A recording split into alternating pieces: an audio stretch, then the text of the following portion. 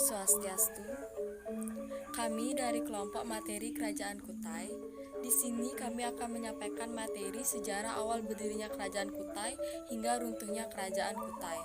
Sebelumnya, saya akan memperkenalkan anggota kelompok saya.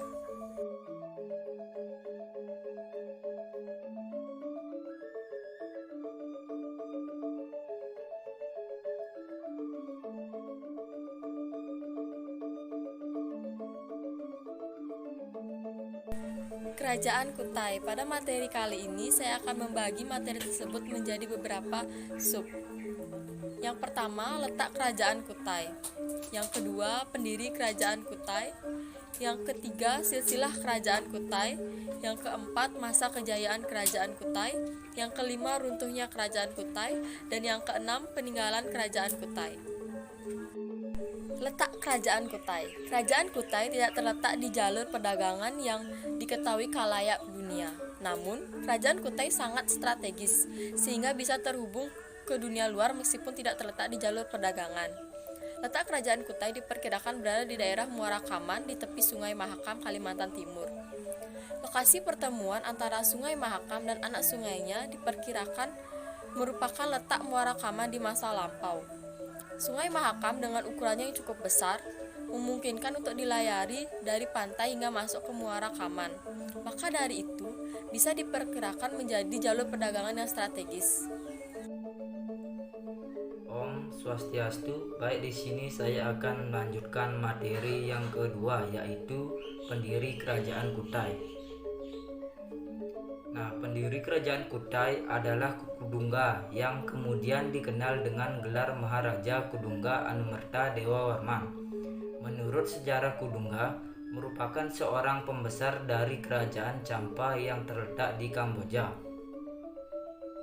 Pada masa pemerintahan Kudungga belum ada sistem pemerintahan yang teratur dan sistematis.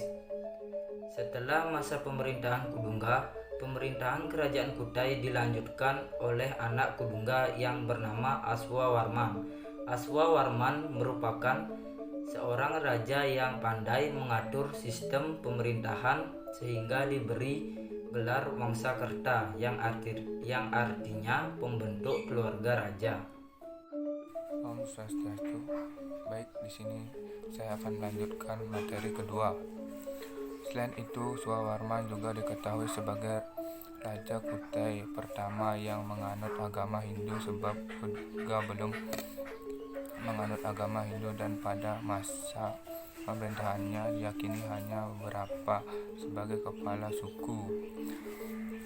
Setelah masa pemerintahan Swawarman selesai, pemerintahan Kerajaan Kutai kemudian dilanjutkan oleh anak sulungnya yang bernama Mulawarman. Mulawarman dikenal sebagai Raja Kutai yang membawa kerajaan tersebut pada masa kejayaannya. Bahkan beberapa sejarawan menganggap bahwa Mulawarman adalah pendiri Kerajaan Kutai karena ia mampu membawa stabilitas pada kerajaan tersebut. Om Swastiastu. Baik, di sini saya akan melanjutkan materi ketiga, yaitu silsilah Kerajaan Kutai. Silsilah Kerajaan Kutai. Yang pertama, Maharaja Kudungga Anumerta Dewa Warman, Maharaja Aswawarman, Maharaja Mulawarman, Maharaja Marawijaya Warman, Maharaja Gajayana Warman, Maharaja Jayanaga Warman, Maharaja Nalasinga Warman, Maharaja Gadingga Warmadewa, Maharaja Indra Warmadewa, Maharaja Sangga Warmadewa, Maharaja Chandra Warman, Maharaja Sri Lanka Dewa, Maharaja Gunakarana Dewa, Maharaja Wijaya Warman, Maharaja Sri Aji Dewa, Maharaja Mulya Putra, Maharaja Nalapandita, Maharaja Indra Parta Dewa, Maharaja Dharma. Baik, di sini saya akan menyampaikan materi selanjutnya, yaitu masa kejayaan Kerajaan Kutai. Masa kejayaan atau zaman keemasan Kerajaan Kutai terjadi dalam masa pemerintahan Mulawarman. Kehidupan ekonomi dalam masa pemerintahan Mulawarman berkembang sangat pesat yang dapat dilihat dari aktivitas perekonomiannya.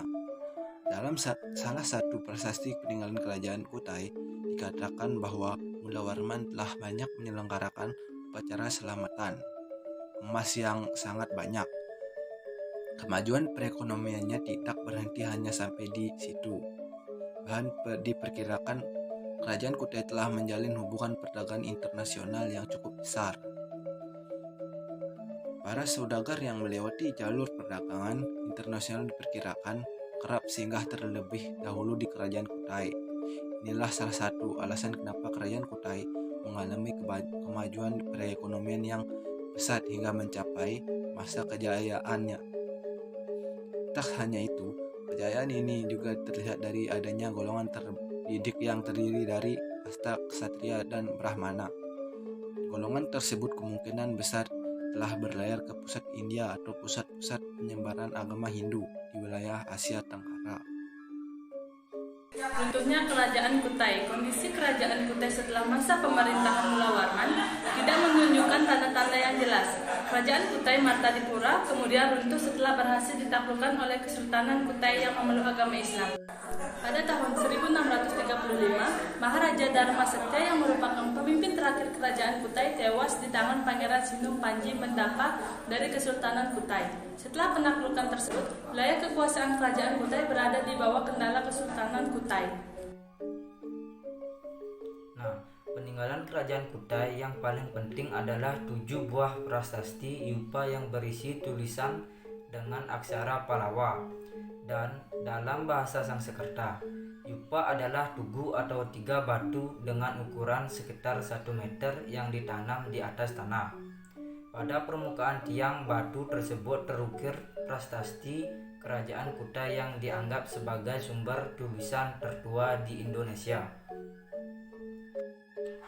Yupa sendiri memiliki 3 fungsi utama, yakni sebagai prasasti tiang pengikat hewan dalam acara keagamaan dan lambang kebesaran raja. Prasasti yang juga kerap disebut sebagai prasasti Mula Warman tersebut berisi tentang kisah Kudungga, Swawarman, dan Mula Warman.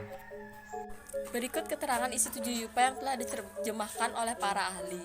Yang pertama, sebagian besar berisi tentang silsilah raja yang memerintah Kerajaan Kutai. Yang kedua, letak geografis Kerajaan Kutai yang berada di hilir Sungai Mahakam, yakni Muara Kaman. Yang ketiga, agama Hindu mulai menyebar pada masa pemerintahan Aswawarman. Yang keempat, Aswawarman disebut sebagai pendiri dinasti Kerajaan Kutai dan menyandang gelar Wangsakerta. Yang kelima, wilayah Kerajaan Kutai mencakup hampir seluruh wilayah Kalimantan Timur. Yang keenam, menggambarkan kondisi kehidupan ekonomi Kerajaan Kutai yang sejahtera dan aman. Dan yang ketujuh, menceritakan kebaikan Raja Mula Warman yang menyumbangkan 20.000 ekor sapi kepada para Brahmana. Baik, sekian pemaparan materi dari kelompok kami. Saya mohon maaf apabila terdapat kesalahan pengucapan kalimat atau kekurangan pada video ini. Saya tutup dengan para mesanti.